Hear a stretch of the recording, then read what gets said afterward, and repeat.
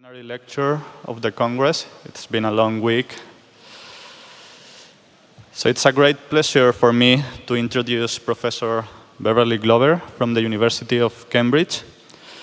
She started her career at the Johnines Center in Norwich in the UK, and then moved to Cambridge, where she leads the Evolution and Development Group at the Department of Plant Sciences. She has been a professor in plant systematics and evolution, and also director of the Cambridge University Botanic Garden since 2013. Her main field of research is plant evo, and in particular, the evolution and development of flower traits attracting pollinators, which she investigates using a very integrative approach that incorporates molecular phylogenetics, functional analysis, using living bumblebees, phylogenetics, and even optics. She has published seminal contributions about, for instance, conical epidermal cells of petals, sexual deception, nectar spurs, and particularly floral iridescence, which she is going to talk about today. She has been awarded the Linnean Society Bicentenary Medal and the William Bate Hardy Prize of the Cambridge Philosophical Society, and she is also a fellow of the Linnean Society.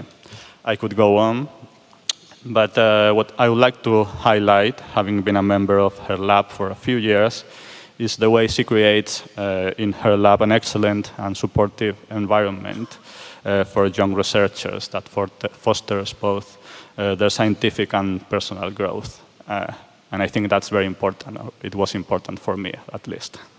So please join me in welcoming Professor Glover to the stage.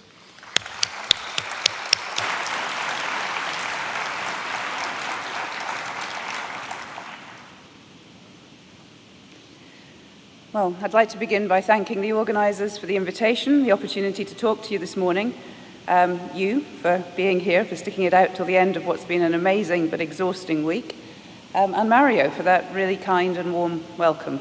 It's wonderful to be able to talk to so many people I've had amazing conversations with this week, and really nice to be welcomed by a friend and somebody who I enjoyed sharing the lab with for a number of years.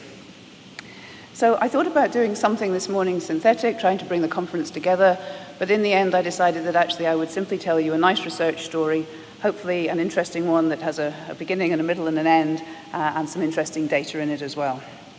And to do that, I need to begin by thanking the people who've actually done the work. I always think that's too important to leave till the end. And so as a picture of my current lab, I'm going to talk about work by Humberto here and Bhavani. But it's also work that's been part of a team effort for a number of years, and that team effort was really begun with me by Sylvia Vignolini and Heather Whitney here, who are now independent researchers in other institutions, and then taken to the next level where we can do the molecular work I'm going to show you by Edwige Moirud. And it's also a collaboration with a number of people working in different institutions across the world. So I'm, as Mario said, lucky to be the director of the Cambridge University Botanic Garden, and I think one of the key themes I've taken home from this week is the importance of botanical collections and the importance of those collections in inspiring the research that many of us do, particularly those of us interested in the diversity of the plant kingdom. My botanic garden inspires me every day, and in particular I'm very lucky that one of the main things it does is show me many, many examples of this interaction, which is what my research focus is, the interaction between plants and the animals that pollinate them. And so the opportunity to walk through that living collection every day and watch those interactions is really fantastic and inspirational. Now, the approach we take to studying this interaction is an integrative one, as Mario said, an integrative evo-devo approach. And so we try to understand, firstly, the development of the traits we're looking at. So that's the traits that make the flower interesting to animal pollinators. We try to explore the developmental basis of those traits from a molecular genetic point of view. We also try and explore the function of those traits, so understanding how they actually cause pollinators to behave differently in response to the flower. And I think of those as the how trait and the why trait. How is it built? Why is it there? If I understand both of those things, then I can then take an evolutionary approach, so the top part of this triangle, where we look in a phylogenetic context at where the trait changes and try to understand what's happened in the genome to cause that change, what's happened in the adaptive landscape to allow that change, and bringing those together, we get an overview of the diversity of the trait and its evolutionary history. So I started off my career focused actually on the shape of the cells on the epidermis of the petal.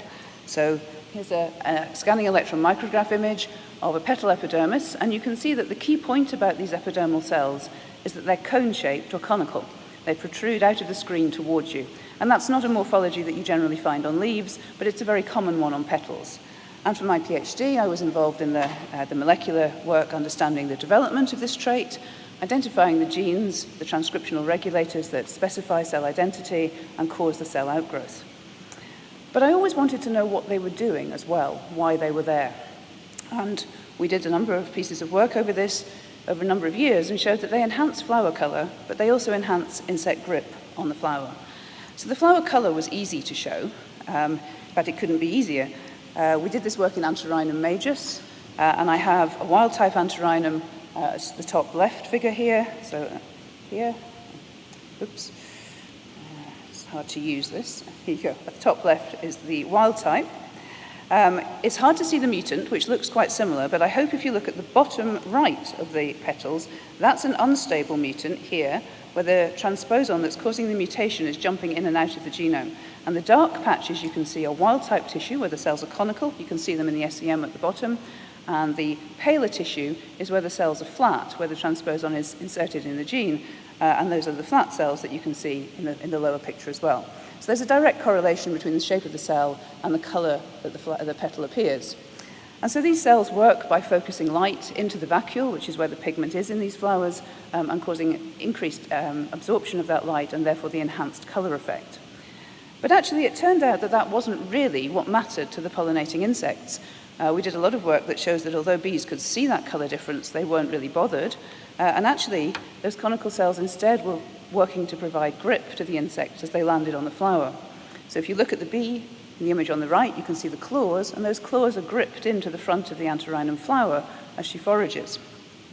We did a number of different experiments that showed why that grip was important, and perhaps this is the key one, where we presented the wild-type Antirrhinum with the conical cells and the flat-celled mutant side by side to the bees, and if we present them in this rather strange horizontal position at the top right here, where they are upright and the bee simply has to land on top of the flower, then we find no preference for the conical celled form.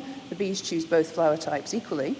But if we present them in the normal Antirrhinum form, so the bee has to land on the vertical surface, then we find a strong preference for conical celled flowers over flat celled flowers because it's harder for the bee to handle the flower.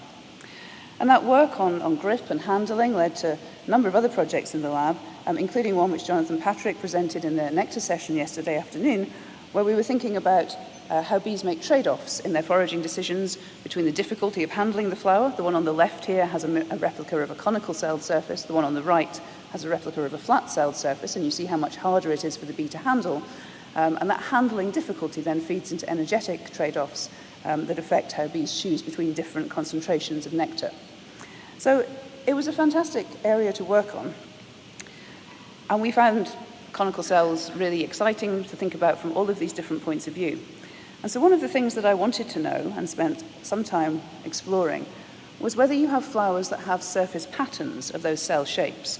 So within a single petal, do you have regions which have the conical cells providing grip and non-conical cells which don't provide grip?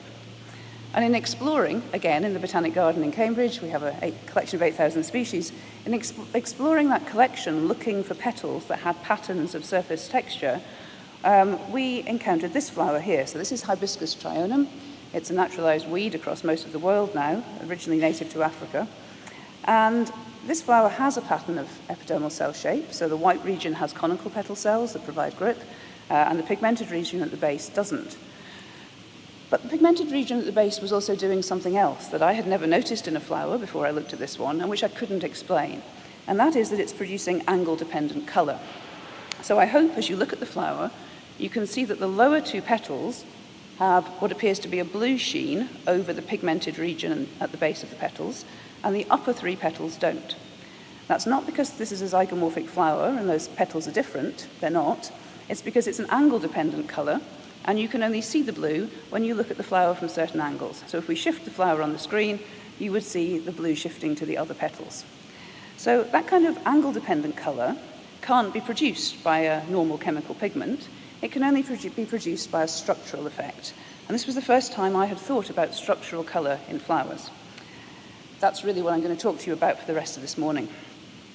So, structural colour is an idea that you come across mostly in non-living systems, something like a soap bubble. It's a transparent material, there's clearly no pigment there, but the difference in refractive index between the soap film and the air interferes with the light as it arrives at the surface of the bubble, and that generates the colour effects that you can see. So structural colour is any colour produced by a transparent material that's structured in such a way that it interferes with light. It's actually reasonably common in the animal kingdom, or at least reasonably well described.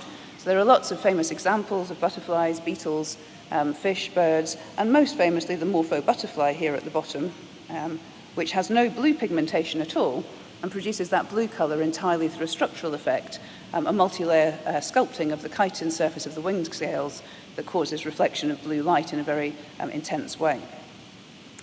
Now, at this point, people are often thinking, well, actually, you know, I've never noticed that flowers do this, and it isn't as common in flowers, or at least not as striking, but there are many examples I could show you, so here are just a few.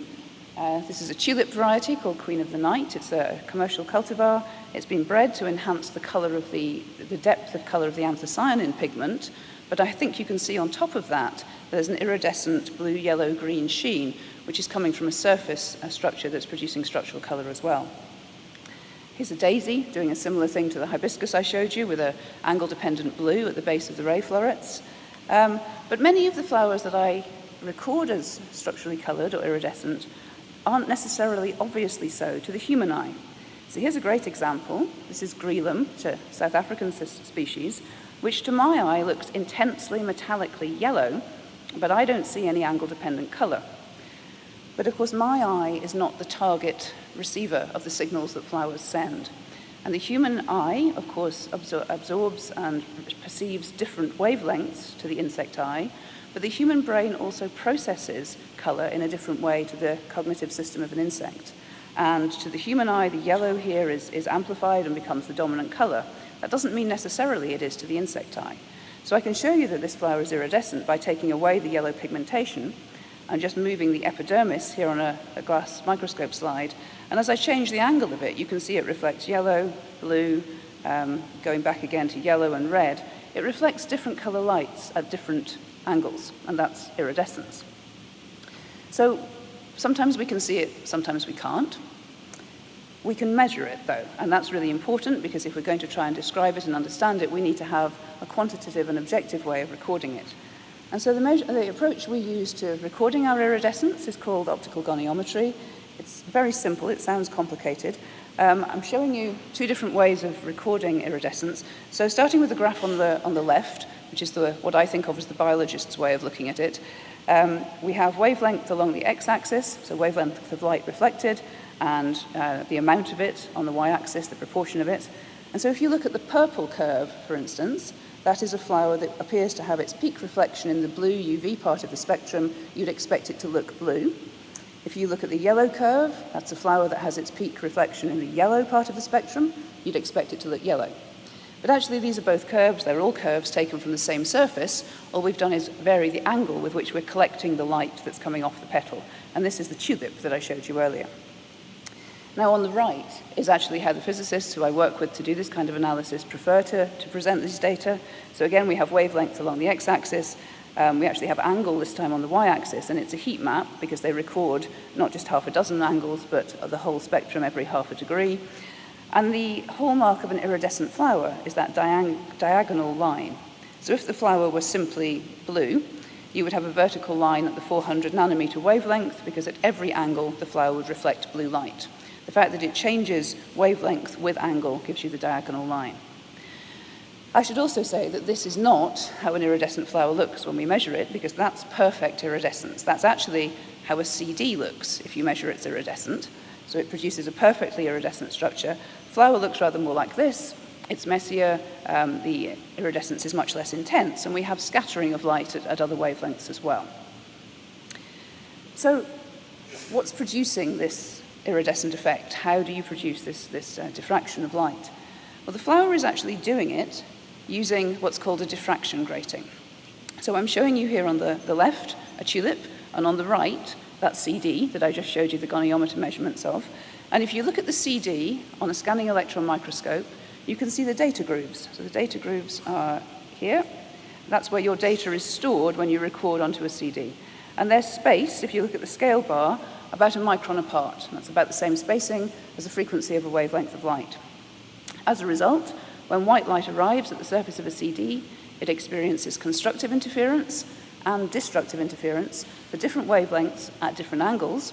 And the result of that is that you see a rainbow of color produced. And you see that rainbow at the top here of my image produced from a transparent replica of that CD surface. So you produce color. On the left is the tulip that I showed you earlier. Same scale, same magnification, same microscope. And we have a system of ridges and grooves, again spaced at about the same spacing as the wavelength of light. Again, if you make a transparent replica at the top of the image here and shine white light on it, you produce color. That color isn't as convincing, it isn't as dramatic as you see from the CD, and that, of course, is because the tulip is less regular than the CD. So at the very bottom of the slide, I'm showing you a cross-section, and where the CD would be perfectly regular, you can see on the cross-section of the tulip, we have some wider spacing, some narrower spacing, and that's why the goniometry measurements produce that much messier graph. So that's how it's happening. That's how the flower is producing this iridescent effect. Now, coming back to my approach to studying these traits, we were really excited to find this, and we wanted to know, well, how do you build it? What does it do? How does it evolve? And I'm going to show you a little bit of work, first of all, on the function, and then mostly talk about the development and how the trait is built for the rest of the talk. So to study the function of traits like this, we have a bee behavior lab as part of our main lab setup. It's a very low-key lab setup. I like to say that it's the lowest tech experimental setup in any lab in the whole of the University of Cambridge. I'm quite proud of that.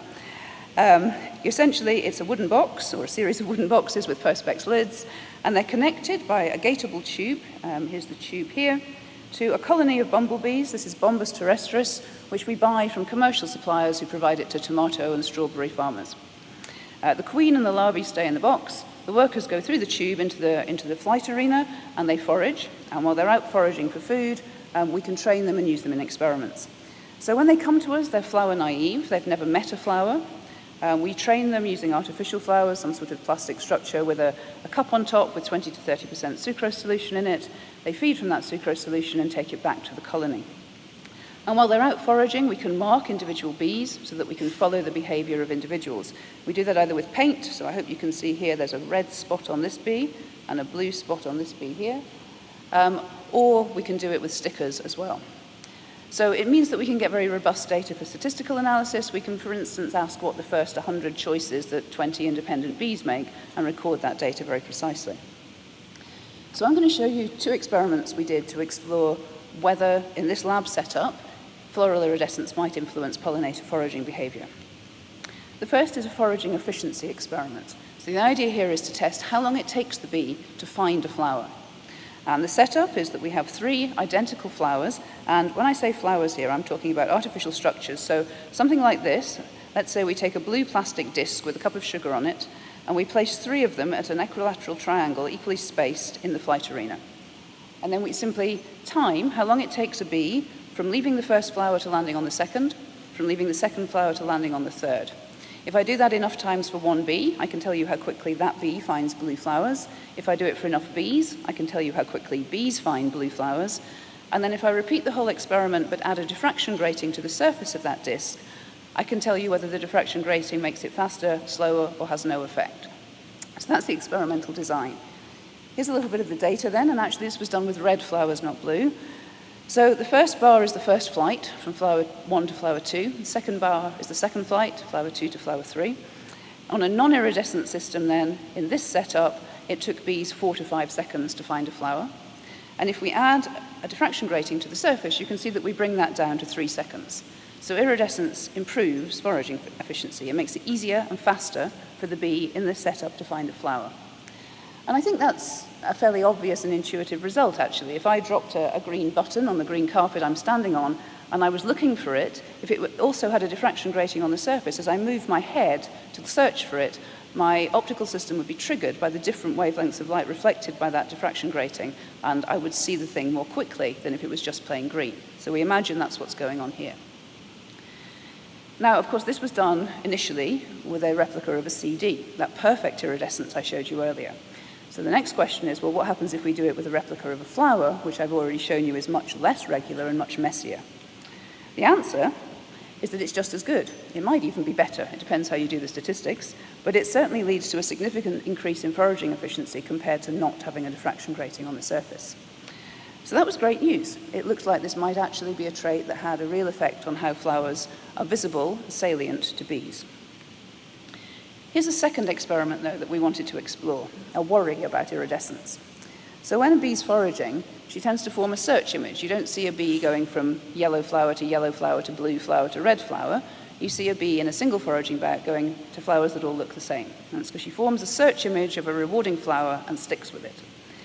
So in this experiment, we tested whether iridescence compromised the bee's ability to form a search image. It might do. It makes the flower change color, might make it harder to learn and remember. The experiment is that the bee is offered rewarding flowers that are all the same for many, many foraging bouts. So she learns very clearly that these blue flowers are good and always have sugar in them. And then we exchange some of them out for what we call distractors, close in color, but different. If she's formed a good search image of blue, she'll ignore those purple flowers because she's not sure whether they're good or not, but she knows blue is. If she hasn't been able to form a good search image of blue, then she'll go to the purple flowers as well. And we make them close in color deliberately because that makes the task harder and gives us more resolution in what she's learning. So here's some data again, and these are correct choices out of 20. So it's a very difficult experiment because the purple is close to the blue, but when we don't have a diffraction grating on the surface, the bee gets it right 70% of the time. So she's formed a search image, and that search image provides her with 70% accuracy.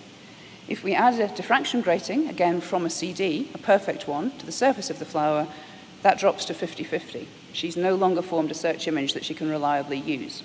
So iridescence does compromise search image formation.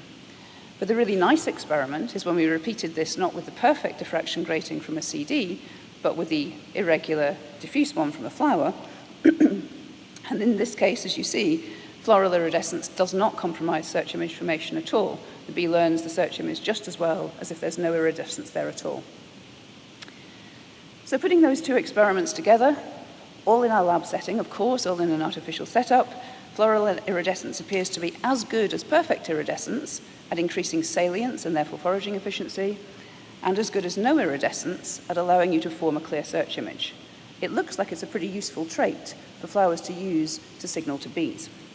And that might perhaps explain why we observe it evolving repeatedly and convergently across the angiosperm phylogenetic tree. So every order I've marked in red here on the phylogeny is an order in which we've identified one or more, usually more, iridescent flowers, all using diffraction gratings to produce that color effect. So if we've got a trait that's really good and useful and a trait that's evolved repeatedly, then I really want to understand how it's built. And I want to understand that because at heart I'm an evo-devo person and I want to understand how it's built repeatedly. So I need to pick a system in which to understand how it's built first, so then I can do the comparative work. And to do that, we decided to focus on the hibiscus trionum that I showed you at the beginning as our model system. It's the first flower we identified as iridescent, but actually it's a great model system for lab work because it's easy to grow, it's got a rapid life cycle, it's diploid with a small genome. It fulfills many of the criteria you'd want in a model plant for developmental genetic work. As a further advantage, it has two different types of petals, cells on the petal. As I showed you at the beginning, we've got conical cells on the white part of the flower, and these do not have a diffraction grating on them. And then we have striated cells that produce the diffraction grating here at the base. So I can also do comparisons between these two spots within a single organ and see what genes are differentially expressed and how those might be influencing the development of the trait. The other thing I need to remember to tell you right at the beginning is what those diffraction gratings are made of. They're built of cuticle. So the cuticle, remember, is the hydrophobic waxy polymer matrix on the outside of all aerial organs of plants. We know a lot about the development of cuticle, largely work done by people in Arabidopsis or tomato fruit. There's essentially a pathway involving a transcriptional regulator or a family of transcriptional regulators, the SHINE proteins, that activate production of the monomers of cutin. These are transported across the cell membrane and the cell wall and assembled here on the surface using a secreted extracellular polymerase, cutin polymerase, that builds the cutin polymer. So our question is not how do you do all that, because that's all understood, it's how do you do that and produce this ridge system on the top of it rather than a smooth, flat surface. Well, the first thing any developmental biologist does is ask when do they develop, what does it look like when they do. And so we staged our hibiscus flower development according to macroscopic characters, and then looked at the development of the cells. And the answer to the question is that the key stage is here, between stages 3 and 4, because at stage 3 we can't distinguish the cells of the white region from the cells of the purple region, they're all smooth. But at stage 4 we have ridges starting to develop on the cells of the purple region. And we also noticed that that coincided with the growth and elongation of the cells. Up to stage 3, they are growing isotropically, so equally in all directions. By stage 4, we have stretch in the y-axis as I've presented this image. So I'm going to show you an early experiment that we did, and not show you the answer to it first, but it's quite a key experiment to explore how differential traits can be built on an organ. So we did a differential transcriptome and RNA-seq approach, where we took those two stages, stage 3 and stage 4, as separate treatments, and we took the white region and the purple region as separate treatments, and we sequenced all of the genes expressed in each of those 4 tissue types in multiple replicates of each. And the idea here is that you can use any kind of two-way differential comparison between those 4 tissue stages to see different factors. So if you're interested, for instance, in growth factors, so things that make the petal grow, you'd be looking for things that were differentially expressed between stage 3 white and stage 4 white, and between stage 3 purple and stage 4 purple. That's not what we're interested in. We're interested in diffraction grating formation. So what we're interested in are the genes that are differentially expressed between stage 3 and stage 4 purple, and between stage 4 white and stage 4 purple. Those are the ones that should be relevant for our experiment. And just to show you how this data rolls out as a PCA, so you look at your gene expression data to see whether your samples segregate or separate according to tissue type, and they do nicely here with the replicate samples of each type clustering together and the 4 tissue types well separated in space. So I'm going to come back to the answers to that question, that experiment, later in the talk, because I want to show you actually that we started to think about this development in a very different way. And that is because we started to explore the engineering literature to ask how you could build this kind of ridge pattern on the surface. And actually there's a lot of work in engineering on how to do this, because ridge patterns and diffraction gratings are really useful for lots of different systems. So in the diagram on the left, I'm showing you a sort of classical engineering approach to building a diffraction grating, which is to bond together 2 materials of different refractive index, the black one and the stripy one below it, and then to shrink them. So that's done by cooling in this place. And when you do that, the most energetically efficient way to deal with the forces produced is to actually buckle in this ridge and trough system that looks a bit like a diffraction grating. Now that was very interesting, but of course nobody's suggesting anything shrinks when a petal grows, so how do you get those same compressive forces? Well, actually we think, if you watch the movie on the right, you can do that by overgrowing the top layer. So what we have here are similarly 2 materials bonded together. We're dropping a drop of ethanol on the top layer, and there's nowhere for the material which swells up to go, so it forms all of those tiny little wrinkles. They're not organized, but in the same way that we have the ridges and troughs in the diffraction grating, there are little ridges all over the surface, and as the ethanol evaporates, they disappear again. So if actually you overgrow the top material in a bilayered system, you can get the same sort of effect as you can by shrinking the system on the left. And we wondered whether actually the cuticle was overgrowing relative to the growth of the cell below, and that was causing the development of those compressive forces. So this led us to the development of our first mechanical model. I'm calling it model 1.0 here. Very simple model where we had simply 2 parameters involved in how you produce the diffraction grating. We had the stretch on the cells, so that's going to organize those wrinkles, and that's the lambda terms here. So we've got a lambda term, which is the stretch in the y-axis, and then a lambda term, which is the stretch in the x-axis. And the idea is that if you move from a certain amount of stretch to a different amount of stretch, you move between different color regions of the graph, which represent different patterns of buckling here on the right of the image. The other term, so we've got the lambda term, which is the stretches, is the beta term, which is the growth rate of the cuticle, that overproduction of the cuticle which generates the compressive forces. And again, as you move through different amounts of cuticle production, even if you keep your stretches the same, you can move from different color patterns, so different ridge patterns, at least theoretically. So to test that model, we wanted to modify those 2 terms. The amount of cuticle the petals produce, that's the beta term, and the stretch, that's the lambda term. And to do that, we had to develop agrobacterium-mediated transformation, a stable transformation system for hibiscus, so that we could perturb genes that perturb those 2 traits. We developed a system based on hypocotyl transformation. It's very efficient, and it gives us plants in the greenhouse within 3 to 4 months. So beginning with modifying the amount of cuticle, the beta term, Well, here's an example of how we tackle that. So the point here is that we're not trying to identify the function of genes involved in cuticle synthesis. Those are already known from other systems. We're just trying to vary the amount of cuticle synthesis. So what we want are lots of transgenic lines, some of which make a bit more, some of which make a lot more, some of which make a bit less, and so on, so that we have lots of data points to feed into our model. So working, for instance, with the SHINE gene, which I told you was one of the early transcriptional regulators of cutin production, we make a battery of constructs, so some of which should make lots of extra cuticle because they have a constitutive activator domain fused to them. Some make a bit more, some make a bit less, and some with a constitutive repressor mimic a total loss of function. And then we look at the variation in phenotype that we observe and patch that into our model. So here are just a couple of data points of examples of how this works out. So here's actually the abaxial epidermis of a wild-type petal on the left. So that doesn't have a diffraction grating, it's smooth. And if we increase the amount of cuticle in this particular transgenic line, then we start to develop ridges on that surface. They're not organized, they're not a diffraction grating, but certainly the concept that increasing the amount of cuticle and the rate at which it grows gives you buckling seems to apply. And here's the reverse, looking at that ridged region of the flower, the wild-type flower on the adaxial surface. If we decrease the amount of cuticle, then we go from having the ridges to losing the ridges, as the model predicts. So far so good. The beta term seems to work. Modifying the lambda term, though, the cell growth of the petal, has been much more problematic. We thought this would be much simpler. So we began by actually just describing the stretches that we find on our hibiscus petals. And we did that using a fluorescent marker to track cell growth and to track the cell membranes.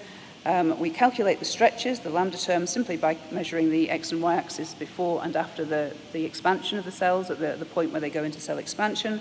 And when we do that with our hibiscus flower, it fits nicely in our model in the right regions. This orange region should have a diffraction grating, but as you can see, it's a very long way from a boundary. So our challenge has been to try to move this point across the boundary, or across the boundary this way, to see if we could change the pattern of ridges that we produce. So here's our best attempt at doing that. It's a transgenic line where we've reduced growth in the y-axis of the cell using a gene that actually increases z-axis growth. And you can see that we've reduced cell size significantly from about 100 microns to 40, but you can also see that we still have a diffraction grating on those petals. They still produce ridges. And when we look at them in the model, you can see why we haven't been able to cross one of those boundaries. And actually, I'm surprised to say that transgenically, we haven't been able to do this at all yet. So we're currently exploring whether if we take the most extreme of these transgenic lines and then use pharmacological approaches, we can take them further. But this is proving quite hard to work with.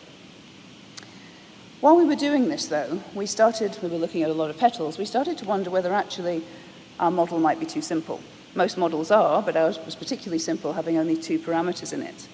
And the reason that we really started to think that we might be missing a trick was that if we look at our flower in cross-section, I've already told you actually that the upper epidermis here has the diffraction grating, and the lower epidermis here doesn't. It has a smooth cuticle. And yet when we looked at the stretches, we found that the cells were the same shape. And when we looked at the cuticle thickness, we found that it was the same.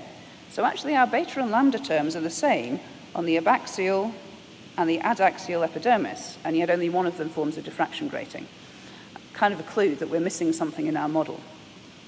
So to think about what that might be, we went back to the engineering literature and we hit another problem. And that problem was that in all of these buckling scenarios that engineers work with, the upper layer in this bilayer system has to be stiffer or more rigid than the lower layer. And that didn't fit with anything I thought I knew about how cells worked.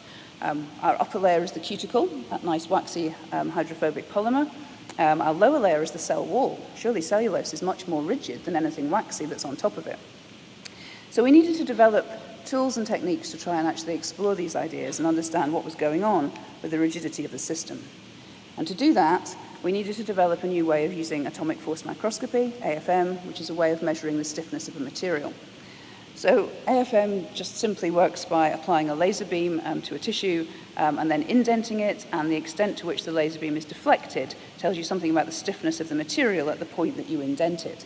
It's a well-established protocol. It's used a lot in material work and a little bit in biology as well. But when it's used in biology, it tends to assume that a tissue is homogeneous and that you can give a stiffness value, a Young's modulus, to the whole tissue.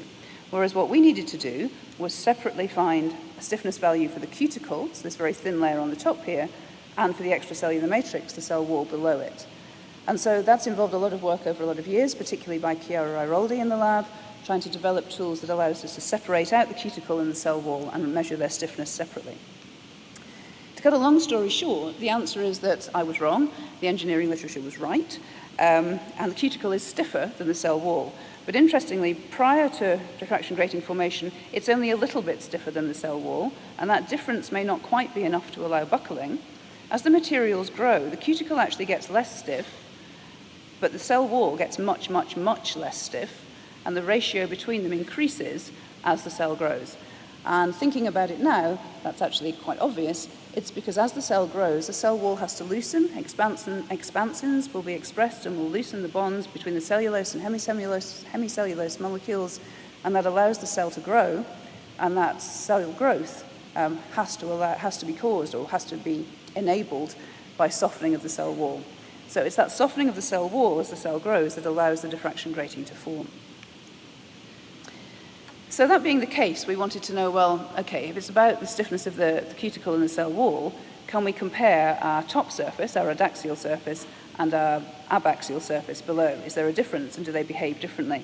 And to do this work, we collaborated with Sarah Robinson, who uses an extensometer, which is essentially a microscope that allows you to stretch a small piece of tissue and to see what happens when you do that. So I'm going to take you through some data from this, and starting off here, we have all of these are petals at the stage just before they should stretch, before they should produce the diffraction grating, so they have no grating yet. And here's an adaxial petal surface that should form a diffraction grating. Here's another one. And I've just oriented them slightly differently on the screen. So this one's oriented so the diffraction grating should form vertically, and this one's oriented so the diffraction grating should form horizontally. And in fact, you can see it's beginning to start to form. And then with both of these samples, we've stretched them, but we've stretched them in the vertical axis of the screen. And when we do that, you can see that we produce the diffraction grating as it should look and perpendicular to how it should look simply by stretching the material. So those tissues have the mechanical properties that allow them to form a diffraction grating in whichever direction you apply the forces. If I do the same experiment, though, with two other tissues, this is actually the white part of the petal where no diffraction grating forms, and this is the abaxial surface where no diffraction grating forms. The same developmental stage, we apply the same forces, but this time no diffraction gratings form. So actually, it's not just about how much cuticle you have and about how you apply forces. There's something intrinsic to the material properties of those tissues which allows diffraction gratings to form on the upper surface but not on the lower surface. So that allowed us to develop mechanical model 2.0, which is the one that we're currently working with. It has more parameters in it, which makes life harder and it makes the calculations more difficult, but I think it's more likely to be realistic. So we still have cell elongation, that was the lambda term in the original model, and we still have cuticle thickness, so the overgrowth of the cuticle to generate the compressive force, that was the beta term in the original model. We also have, and I haven't talked about this, turgor-induced deformation, which affects how the cuticle buckles. And most importantly, we have the stiffness of the cuticle and the stiffness of the extracellular matrix, or actually the ratio of the stiffness between them, which is the key thing that determines whether the tissue can buckle or not. So if we use this model, and this is just using the data from measuring our iridescent hibiscus surface before and after development of the ridges, and applying the stiffness terms and the growth terms and the stretch terms that we see, and I'm showing you what happens when you add that extra cuticle. The right-hand image is just a close-up of the left. You can see that, at least in the model, we get buckling, and that buckling actually is not only regular, but it's also at the right frequency that we need to produce the optical effect. So the model is encouraging. The key thing, though, in this model is the stiffness of the cuticle. So what's determining that? You need a stiff cuticle in order to be able to buckle. Well, it's determined by the chemistry of the cuticle, and that's a very complex thing. We wanted to see if we could find key elements that gave the right degree of stiffness to the cuticle. And to do that, working with a colleague, Chiara Giurio, in our chemistry department, we developed a technique for applying drops of solvent to the surface of the petal at different places. So, for instance, in the white region and the purple region, sucking them back up, putting them in the mass spectrometer, and seeing what compounds we obtain. The answer is a lot. Cuticle chemistry is very complex, and also this isn't a whole technique. It doesn't solubilize the entire cuticle. So I can't give absolute numbers, but what we do is compare the frequency of the detection of compounds in smooth cuticle, which is orange here, and striated cuticle, which is blue here. And as you can see, there are many differences. And there are also some compounds, and I'm particularly picking out this one here, dihydroxypalmitic acid, which are unique to our striated cuticles. So those look like good targets for giving the cuticle the right properties to be able to buckle. And this is where I'm going to actually take you back to the results of that differential transcriptome experiment that I showed you at the beginning, where we were looking for genes that were differentially expressed between stages 3 and 4 and between purple and white. So if you remember, we wanted things that were differentially expressed between here and between here and here. The key group of genes are these ones with the high expression level in the heat map, and the very top one of those encodes the enzyme that produces the same compound that I just showed you was critical to the striated cuticles in our chemical analysis. So with those sorts of tools in our hands, we go back to our transgenic approach, and we change the expression level of that enzyme. The results are patchy, so I'm showing you a sort of close-up of the petal. We still have regions that produce the diffraction grating and are blue, but we have regions next to them that don't. And if we look in on those regions on the microscope, you can see that the ridge pattern has sort of been lost and replaced by a much more blobby pattern. It's a lot of dots of the compounds of the cuticle rather than ridges. That's encouraging. It suggests that cuticle chemistry really is key. We've also been exploring other genes that we know are likely to change the chemistry and the stiffness of the cuticle. And just to show you my favorite one, this is what happens if we express the cutin polymerase at a higher level and change the degree of reticulation of the cutin polymer. We lose the ridges entirely, and as a result, and I hope you can see the difference, we also lose the blue color entirely and now have a non-iridescent hibiscus trionum. Now those two flowers are great. They're telling me a lot about the chemistry of this, they're telling me a lot about the developmental biology, but they also give me the opportunity to go back to the functional analysis I started with at the beginning and move beyond those lab-based models and those plastic flowers. I can actually work now in a glass house, not outdoors, because these are genetically modified plants, but at least in a glass house with free-flying bumblebees, and explore not only how they behave in response to those otherwise identical iridescent and non-iridescent plants, but also by using fluorescent markers for paternity in the plants. I can also look at fitness effects and tell you how, not yet, tell you in a year or two, how having iridescence affects the fitness of the plant as well. So it's great to be able to bring the development and the function together. What about the evolution, though? I haven't said much about that other than to tell you that it's evolved convergently many times. Well, we have looked closely at many of those flowers that I showed you on the phylogenetic tree at the beginning, and every time it's a diffraction grating, but those diffraction gratings look very different one from another. So I'm showing you two extremes here, and the grelum, the yellow, metallically yellow flower I showed you at the beginning, is my favorite, I think, because what we have are these really high aspect ratio diffraction gratings, so very high ridges with narrow gaps between them, and actually our model cannot explain those. So our mechanical model collapses and bifurcates to a bifurcating system when you apply a high enough aspect ratio to the ridges. So I'm excited about that. It might be that there's something different happening in the grelum. It might be that our model's wrong and we're going to learn more from this flower. But the plan is essentially over the next few years, we've just received funding from the ERC for this, to explore the development of the diffraction grating in all of these independent examples of its development, to understand whether the developmental biology is the same in every case, and again to see if we can obtain samples that we can use for more and better functional work as well. So I'm coming to the end here. I think nearly ending here with a picture of the phylogenetic tree gives me an opportunity just to reflect again on a couple of the really important themes for me that have come out of this week. One has been about the really key importance of collections, actually, in the work that a lot of us do. I've seen so many talks that have referenced botanic garden collections, herbarium collections, and I think it's really important that we celebrate those and we continue to advocate for them in every possible forum that we can. For me, access to a living collection has been absolutely crucial to everything I've done in my scientific career. Second point I'd pick up from this is actually to celebrate the diversity of the plants we work with. I have been to more talks on more different plants. I have Googled more plant names this week than I care to think about.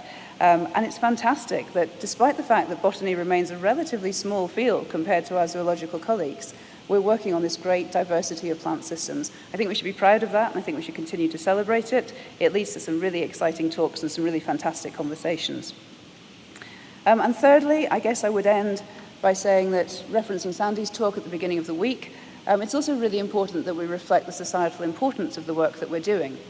Everything I do is essentially curiosity-led. I want to know how flowers work, but it's also fed into important conversations with breeders and farmers of both tomatoes and beans about how they can optimize pollination to their crops and how they can select varieties, not iridescent ones, but ones with the right shapes or nectar production or textures that enable pollinators to more efficiently pollinate those crops and produce food.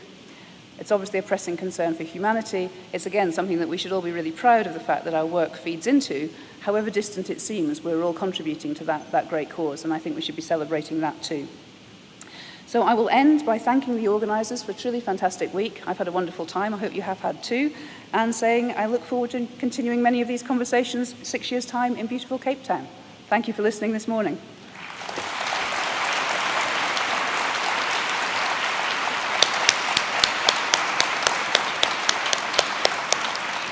Thank you, Beverly, for this wonderful talk. We've got a few minutes for questions.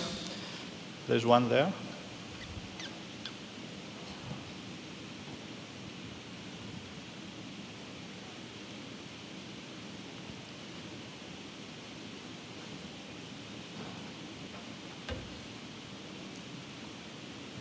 Hi, thank you for such an inspiring talk. I especially like the evolution, development, function link you're making. And I have a question about function. I was fascinated by your point very early on about the bee's grip. And then you do the experiments with bombus. And the obvious question comes up about the distribution of iridescence across plants pollinated by very different taxa, particularly those that don't land and those that have extremely different visual systems. Yeah, great. So there's a couple of different things to unpick there. So the grip is, of course, not coming from the iridescence. It's coming from the conical cells that I talked about at the beginning. And those are actually mutually exclusive with the iridescence. So if you have that degree of microscale structure that gives you a conical cell, it actually scatters the light coming off a diffraction grating. So even if you had a diffraction grating on the petal, you wouldn't see it. So iridescence is only on smooth surfaces. Conical cells and grip, I have not done an exhaustive survey. Other people have done more, and many decades ago. I see a correlation, if I look, between the presence of conical cells and the presence of landing pollinators. And I give you lots of anecdotal examples of that. So lots of solanum flowers have lost their conical cells, and the bees are gripping the anthers in the buzz pollination system. Rhodochiton in the Antirrhini has lost its conical cells. It's bird pollinated. Many of the moth-pollinated Nicotiana lose their conical cells. So I think there's a correlation. Conical cells are important if you've got a landing pollinator. There's an enormous diversity, though, of how pollinators grip when they land. Bumblebees are very claw-focused. Honeybees have stronger adhesive pads. Flies are doing things differently again. So it's going to depend on the pollinator. For my iridescence, so it's going to stop you having a surface that you can grip on, which might be why it's structured so that you have both cell types on the same petal in the hibiscus. You can grip as you land and then move into the region where the nectar is, which is where the optical signal is. And there's actually interesting work from colleagues, Thomas Speck in Germany, that shows that kind of ridge system makes the surface very slippery and might actually work as an anti-herbivore defense as well. In terms of distribution, though, which is what you asked me, in different pollinators, it's not very common. Although I'm showing you multiple convergent examples, I have not sampled, let alone all my 8,000 species, let alone 300-odd thousand. Where I see it, I tend to see it associated with flowers that are fairly uninteresting structurally, so actinomorphic, dish-shaped flowers, bowl-shaped flowers, often flowers that are not open for very long, so the hibiscus is only open for a couple of hours and then dies. So to me, it's not particularly focusing on different pollinators. It's more, I'm not very exciting in any other way, and I've got to get pollinated quick. So how can I get the sort of maximum bling going here? And maybe iridescence is the answer to that.